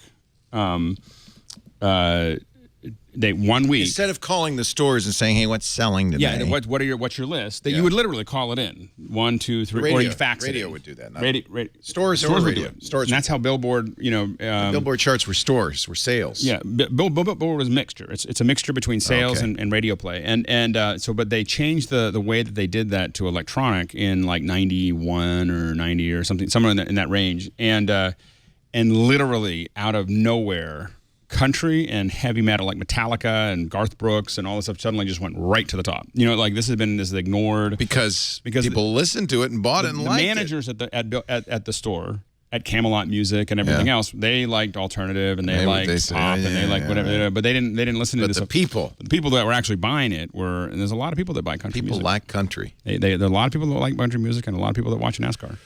Apple is continuing its push for Apple Music. When does the 3-month thing run out? I started end of June, so it would be end of September. So we got another month and a half, 6 weeks. So about halfway in to the 3-month trial. And you could bet that the biggest ad push is going to come about 2.5 weeks into that. I would guess. Here's the new ads. These are ads promoting the idea of discovery on Apple Music. Leon Bridges, who Music has never had a bigger place in our lives. These are all artists who... To have access to nearly all the music in the world at our fingertips is remarkable. James Bay. Who's the there needs to be a place where artists and fans can discover one another. Right? Where the entire experience, from playlists to radio to push to the artists. Could be Trent is powered by people who live and breathe. Sounds like it. That would be really interesting for Trent. A place that brings you the artists you love, as well as the artists you're about. I like to mispronounce artists' names like Whale. It's too bad they don't have anything in colour though. It's a black and white. And surprised and disappointed, Rene. All the artists you love and are about to love in one place, Apple Music. I think that's actually, I like that because, after all, isn't it about the artists? And if you're going to succeed with Apple Music, you have to give people the sense that this is the system that artists are benefiting from, right? I think that's. You also have to counterbalance because people are complaining that there's so much in it and that it's confusing. And you have to show them the value of having things together. So, for example, the For You prediction engine is right there. You don't have to go to a separate app because people won't go to a separate app. And the radio stuff is all there. Everything is designed so that it's not too much effort to get to any one place. That does have a huge complexity cost, so they have to work on making that easier. Yeah. But the whole value is you can have all your music in one place. You never have to, for 1 second, think, oh, what app is that Dr. Dre album in? Is it in? Oh, it's not in iTunes. No, it's not in Spotify. No, it's not in Amazon. Where did I put that? And they still have problems to solve, and not just tweaking. I mean, I think that they have fundamental structural problems that they haven't successfully addressed yet. I was using Apple Music again over the weekend, and I couldn't, as has been happening increasingly. I'm just thinking, if only I had one app called iTunes and one app called Apple Music, because there's this opera that I bought a few weeks ago, and I put it in my MP3 library, and I uploaded it, and I synced it, but it's impossible for me to get it. See, I can't figure out how to get access to the MP3 version that I own. It would only let me get access to the version that is available through Apple Music, and it's like, even if it might be the exact same music at the same bit rate, it just rankles me that, look, give me the copy that I own. Don't give me the copy that I'm leasing from you. Why can I not tell you there's a difference between those two? According to a research study from a company called Music Watch, 77% of Apple iOS users in the U.S. are aware of Apple Music. 11% use Apple Music. Now, that sounds to me like a disappointing number, especially given that they're giving it away for free and all of that. But that apparently is pretty consistent with usage among people who purchase from iTunes or use iTunes to manage their music collection. Apple Radio had 18% penetration among iOS users. 11%, though. Of course, there's so many of them that you can make a pretty good business out of 11%. Well, there's two things there. One is that I think it does point to Apple was woefully behind on this. They should have done this 5 years ago. And that would have been 60%. Right. The other thing is that it does point to a huge opportunity for Apple. I mean, if they've got 11% out of that right now, there's a high probability that, with the right promotion as it develops, there's a lot of room for them to grow. Only 6% of iOS users who use Pandora are using Apple Music. In other words, they found what they want. They don't, and this is that switching cost, right? I have to admit, I still haven't moved off. I mean, I play with Apple Music, but I still listen to Spotify. Just all my lists. I haven't figured out how to get them all over. And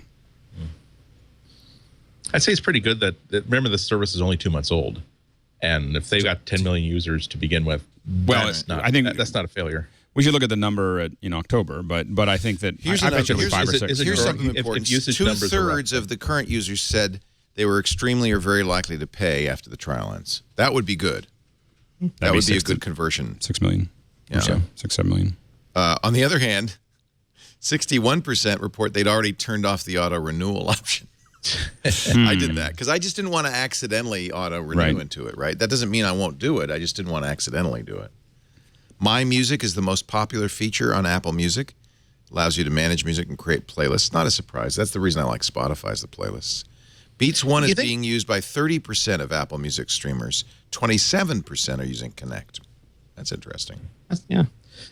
You think that maybe we can look forward to another, not crisis, but maybe another moment in the PR history of this service when people, after 90 days, people are suddenly decide, okay, well, I don't want it, or it doesn't automatically renew.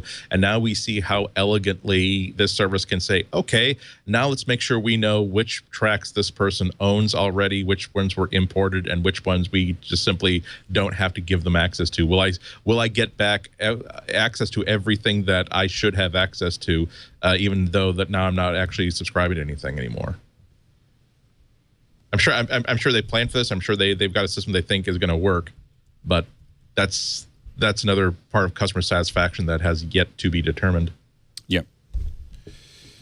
You want to see another ad? This one actually features the artist James Bay. It's 30 seconds. You'll be seeing this on TV soon. I don't know the artist. Do you guys know the artist? I guess that's the point, right? God, he's got to be thrilled. Yeah. Oh, there's the silhouette. So that's how you kind of subtly know that, oh, this must be an Apple ad. And Trent Reznor did do voiceovers for other ads, so it's most likely. That's Trent. Good for him. I don't know whether this one, I haven't seen a reference, but earlier ones in June were done by Trent Reznor. Boy, that's an ad for a guy, an artist. If he doesn't, if he doesn't make it after this, nobody likes him. Here's another one. This is a pianist named Scott Joplin. No. Yeah. They should really activate. You realize that the iPhone does have like a tap for exposure. So if you just tap like the part you want to be in good exposure, because it's being confused by that bright background. So that's a very newbie mistake, I think. That's kind of embarrassing. Kygo or Kigo? Yeah. I think they're trying to harken back to the iPod aesthetic. It really feels that way. Yeah, it's a little monochromatic. I think that just this could be a service that Apple could provide to the artists. We're going to run ads across the entire world for, if they did one of these a week, these artists would be throwing on there just to get. Can I point out that this artist almost certainly works for a label, and that this label may indeed have a relationship with Apple that involves something like this?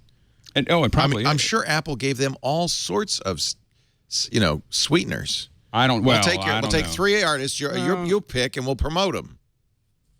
Right, but I think that if Apple kept on doing those, like just kept on running different ads with different artists, well, remember and so on and so forth, those iPod ads launched several major artists. Right. The 1, 2, 3, 4 song. Yep.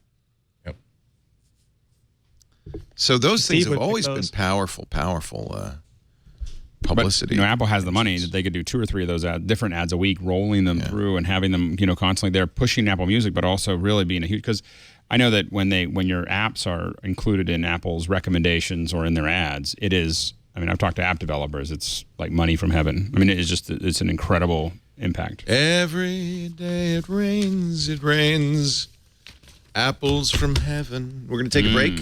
Golden apples. And come back with your picks. So, gentlemen, ready your picks. It's pronounced Kygo.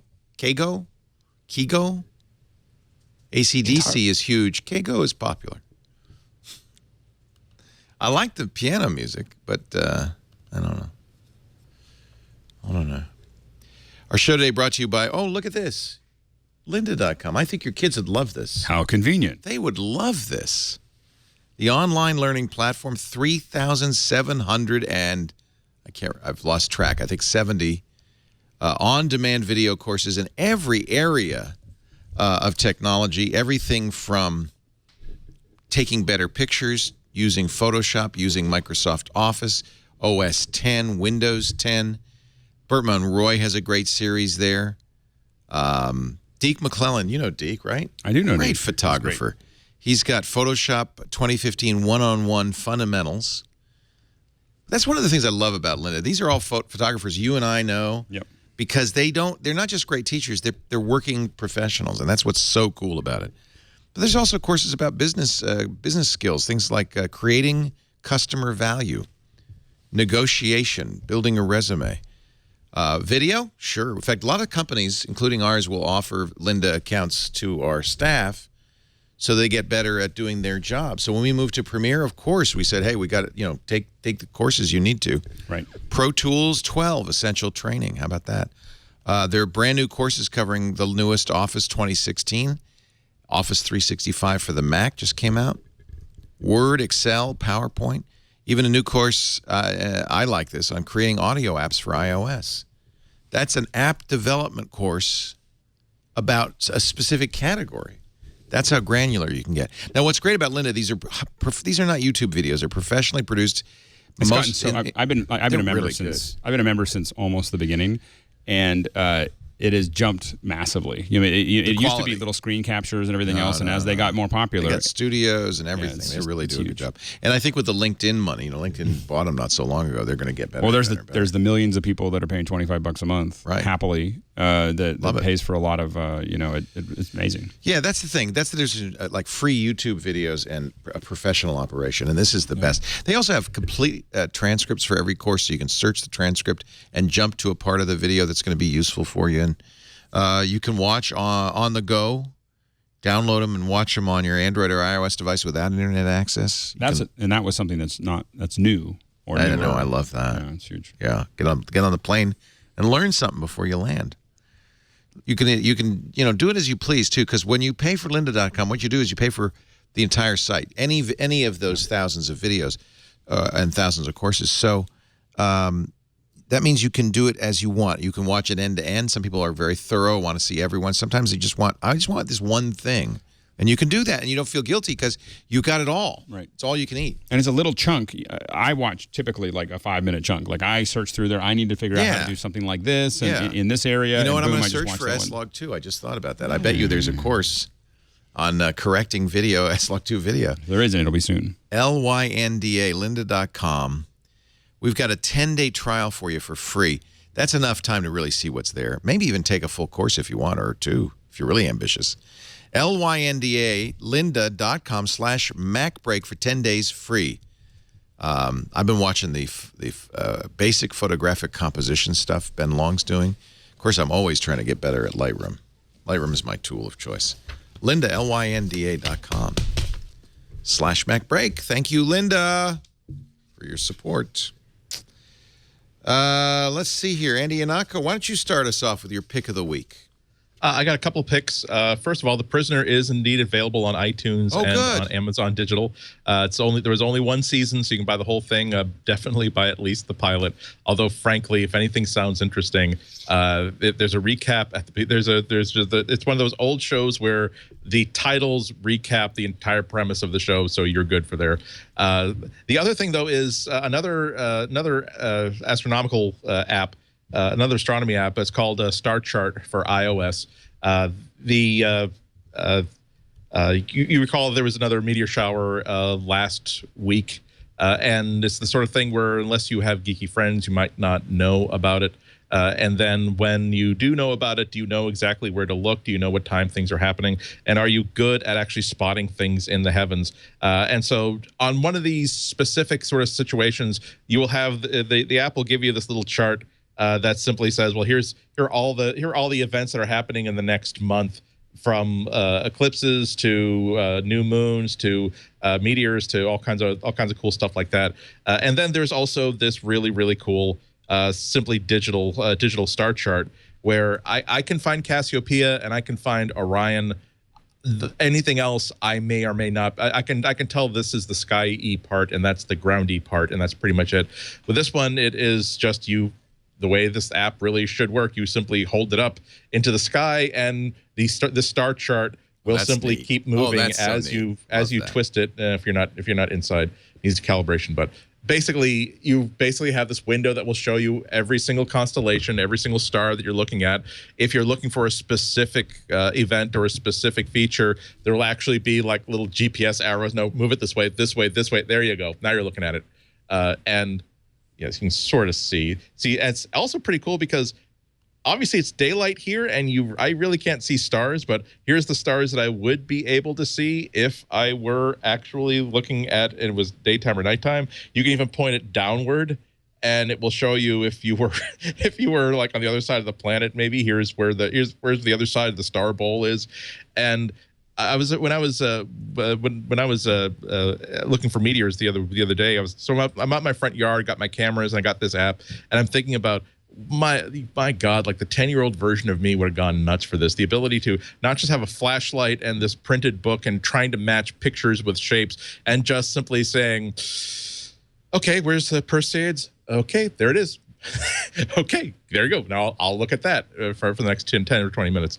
I believe it's free with a bunch of in-app purchases. Things like when the Perseids were happening, if you want the special Perseid package, that would be another couple of bucks, but cool. Certainly worth it for a good. Well, it's you know what I've paid. That would be the meteor showers package, right? $2.99. Exactly. Yeah. So comets, satellites. That's not bad. Yeah, no, particularly how cool the app is just in and of itself when you don't have a special feature to look for. Can't imagine that there's a better way to get kids interested in the heavens than this. Well, to that point, if Andy's recommendation is not enough, look at this review on iTunes from Emily. Great app.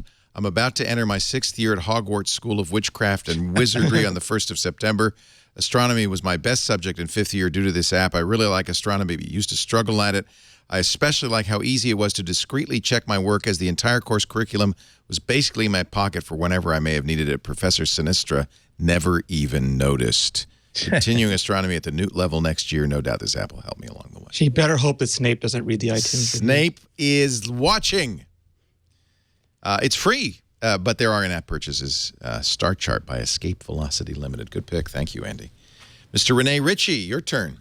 So I have two. I have one first that's incredibly self-serving, but for the last week, Trinity Caldwell has been slaving on taking all the Apple Music stuff that we've been putting together and turning it into an iBook. So she is done, and she's going to be submitting it, I believe, today, and it should be available in a week or so, depending on review times. I have no idea what those are for books, but it's already available for pre-order. We've got tons of pre-orders already, but she has she used to do these amazing ebooks for Macworld, and it's been something we've been talking about since she came to iMore. And I saw the preview of it yesterday, and it's phenomenal what she can do with this material. So I'm super excited that it's already up on iTunes. You can see it on the iBook store already. And pre-order it, and it should be live in a week or so. No, I will definitely get that because I've been very confused. Serenity should almost have her own iBook imprint. It's sort of like when you find out that, okay, well, here's a new album by this band. I kind of like, oh, this person was the producer on that album. Oh, I'm definitely buying it now. Because if there's a trick to creating stuff in iBooks, then that Serenity doesn't know, that's not worth knowing. Serenity Books. It's a good name. And kudos to iBooks author, but the new version, usually she had to juggle 3 or 4 different programs to get things done, and it's let her do it in a much more efficient fashion, which is pretty awesome. The other thing I wanted to point out is, we didn't get to it in the show, so I thought I'd mention it, is iCloud has data recovery tools now. So if you go to iCloud.com and then you go to Preferences, there's an Advanced tab, and you can go in there and they have file recovery. So if you've deleted something from iCloud Drive, even if you've purged it, like if you've deleted the trash on your Mac directory and you realize you really need it, you can go there and for up to 30 days, just like the deleted photos retention, you can go back and undelete it if you really need to get it back. It will also take snapshots of your archives of your calendar and your contacts, and you can restore previous databases. So it's not as convenient as restoring individual items, but if you know that something got corrupted in your calendar, or you got a slew of duplicates, you want to roll back to the previous day or the previous week, you can go in there and do that, and it'll propagate across all of your devices, and it'll back up the current one as it's doing it in case you want to just grab a few things to save and then go back to your more recent version. So we put up a step-by-step process for doing that for files, calendars, contacts, reminders, and photos. And anytime you can stop people from data loss, it's a good thing. I really like that. I said this last week, but I have to reiterate the how-to stuff you've been doing is great. It's a good niche for you guys. It's the best thing in the world is just to help people get more out of their stuff. Yep, love it. Which is sort of, I've been watching Call for Help, and since it's on Canadian TV every day. Every day. You can learn all about YouTube, that new video storage system. It's really going to go somewhere, I think. Well, but it does show the value of helping people, because technology, like, you don't get a guide. Like, you can take classes on how to drive a car, but people just drop a computer in your lap and walk away. Yeah. No, it's a big part of our mission too, and I think it's great. By the way, don't search for Serenity Caldwell on the iBook store. Search for iMore. Yeah, and it's also the Apple Music. There's a couple articles from me. There's a couple articles from Peter Cohen. So she did the lion's share of it by a $4.99 pre-order available right now. Yeah, nice. I'm gonna do mine, and then you can do yours. You can wrap it up. How about that, Alex? Love it. Because I always take the end of it, and I shouldn't, because that's the best space, the best place. We've talked before about the fact that. And I don't know if this is as much an issue for iOS and Apple users, because you all can use messages. You've got a cross-platform messaging solution. The problem is for those of us who don't, it's a big issue for me, because I have an iPhone. So I am in people's messages as an iPhone user, which means they text me on messages. It doesn't go to my SMS. It doesn't go to my other phones. It only goes to my iPhone or my Mac. Right. So I'm always looking for a solution, a messaging solution that's cross-platform. There are a few things I would check off. One is that it runs everywhere, on desktop, on mobile, on every platform, iOS and Android, kind of equally. I like the idea that it might be secure and encrypted, so that the AT&T folks and the NSA folks can't read it. I like, and to that end, it needs to be open source so we can verify that there are no backdoors. And free would be cool. I've got one. It's called Telegram. I've plugged it a couple of times now, and I'm going to continue to plug this till it becomes the universal messaging app for all humans everywhere. Written originally by the Durovs. Pavel Durov was the Mark Zuckerberg of Russia until Putin decided he wanted his business and forced him out. But what's neat about this is Durov came out with enough money that he funded this basically forever so that it will always be ad-free. It is open source, which means there are third-party versions of this as well, and an open source protocol that is about as fast as you can get. It's very impressive. Telegram is the name. There is an Apple a version of it in the App Store, so you can just download it from the App Store if you want to feel a little bit more comfortable. That's I should say a desktop version. It's also available on iOS, so you can get Telegram for free for everywhere.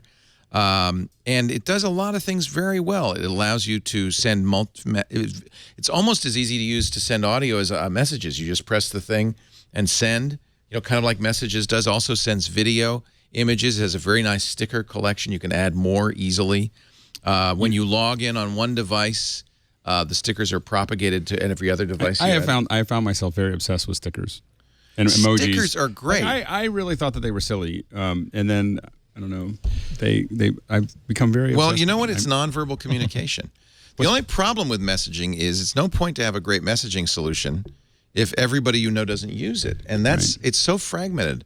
I have Slack, HipChat, WhatsApp, Apple's Messages, Hangouts, and I have people who message me on all of the above. I have them on my front screen, and they're all across the top. It's just like I have a whole screen dedicated to it. Yeah.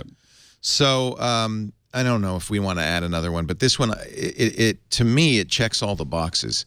It uses a unique, secure protocol. It also has a secure chat mode where the two of you are talking.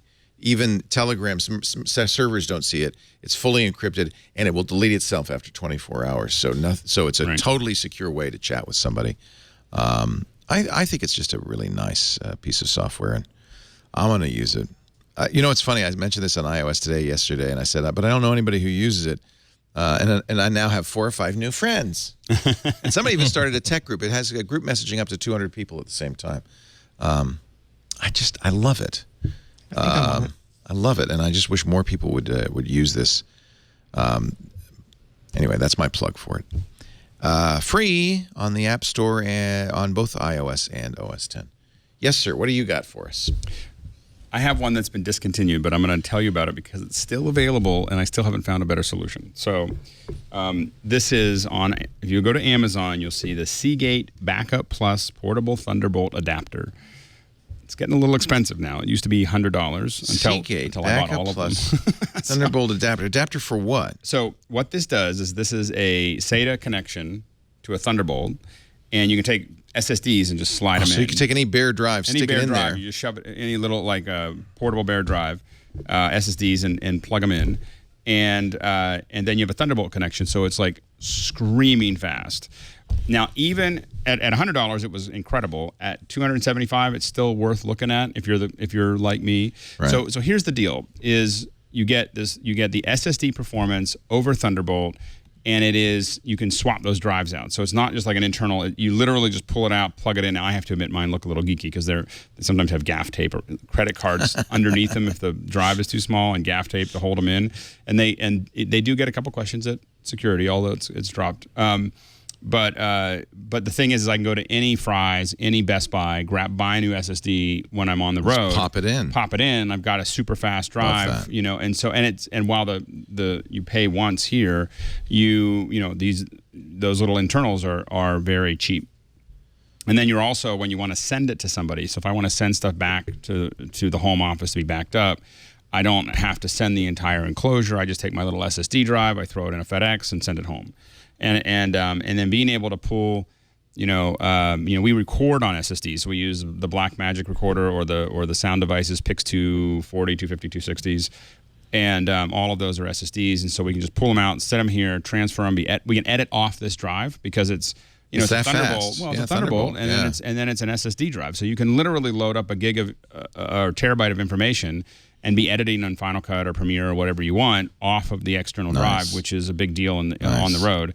And so it is, but being able, there's a lot of drives there's a lot of drives that are available, and that's fine. But what you really want, or what I really want, is to be able to convert it.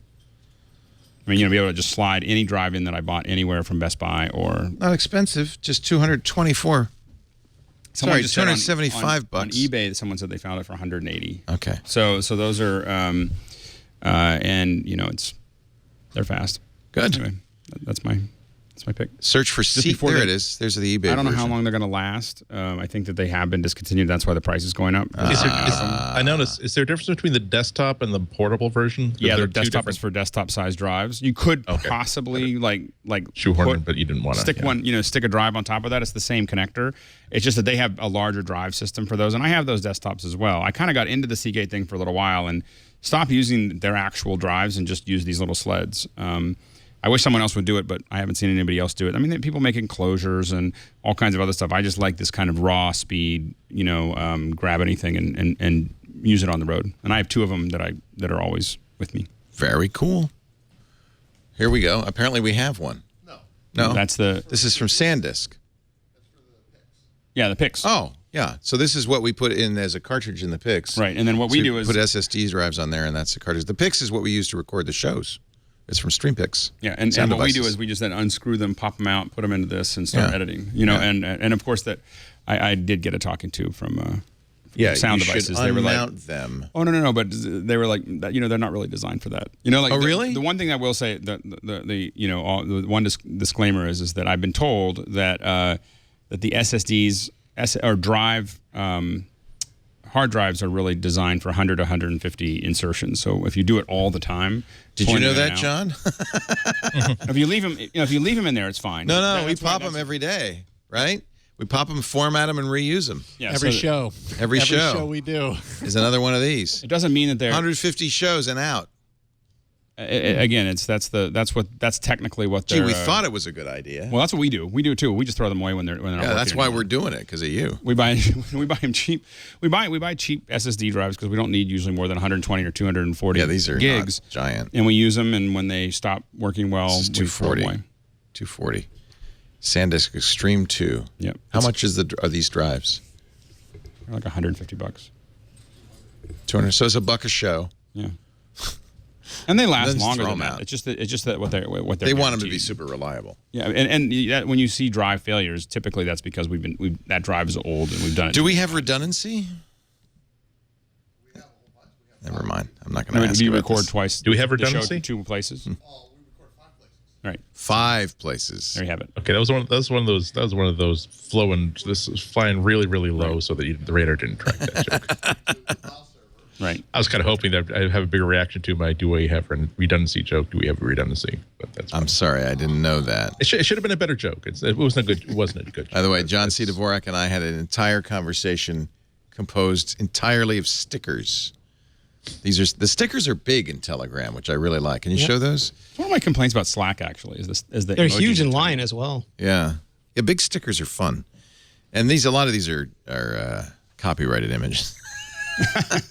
Apparently, they do huge licensing deals for them now, like Avengers. Yeah, no, there's no licensing deal here. They're just stolen. I do like the Steve Jobs though. That's good. Hey, thank you, everybody. That concludes this edition of MacBreak Weekly. I want to thank you all for being here, especially you, Alex. Lindsay, coming all the way from Rwanda. That's a long commute. It was 30 hours. Come back next week. Say. Do it all over again. Yes. Are you going home to Pittsburgh, or are you going to stay here for a while? I have moved back. You're kidding me? No, when I left in Rwanda, I lived in Pittsburgh, and when I landed, I was living in San Rafael. Nice. Well, I guess we'll see more of you. I moved to the East Coast thinking that I would. My big thing was I wanted my kids and my wife to meet my family, and I figured it'd be 1 or 2 years. So you did spend about a year, right? About a year, yeah. and in Pittsburgh, which was great, and I got to live on a big farm, and it was a lot of fun for my kids, and they got to know their cousins and their grandmother. And Carlita said, "Get us out of this place." No, it really what happened was a lot of my business was on the East Coast, and then it all moved back to the West Coast, and so I was traveling really traveling all the time, and we're gonna have a new studio. And you just made me a very happy man. Yeah, so I'm as of yesterday back in San Rafael and nice. in the Bay Area, and so I'll be here for at least a couple of years. Welcome home. Yep. Rene, Ritchie, when are you moving to San Rafael? Now I've got more reason to. He's in Montreal. Come on. Thank goodness for Skype. imore.com, of course, the place to find his work. At Rene Ritchie on the Twitter. Great to have you, Rene, as always. Mr. Andy Ihnatko is at the Chicago Sun-Times, but he does it from New England. Although, again, like Rene, now I have more reason to move over there. Particularly, I was like, do you have like a pantry or something I could sublet for something less than $3,000 a month? Rents are a little steep here in Northern California. They're a little pricey. The market's a little spicy, I got to say. I will say that we moved back. I did not save money by moving back. It was it was well, painful. You probably weren't even paying rent in the farmhouse, were you? It was a family-owned property. And so I figured that's averaging out now. That's my justification for what. Well, the good news is here in California, there are no commercials for children. So your kids are protected and safe. Well, there isn't any for me anyway. No cable. No cable, no commercials. No money, no problems. Thank you all for being here. We do MacBreak Weekly every Tuesday, 11 a.m. Pacific, 2 p.m. Eastern Time, 2000 UTC. I would love it if you watch live, but if you can't, don't worry. On-demand audio and video are always available for all of our shows on the website, in this case, twit.tv/MBW, and wherever you get your favorite podcasts, like iTunes. Subscribe. That way you don't miss a week. But I'm afraid, friends, it's time to get back to work because break time is over. We'll see you next time. Bye-bye.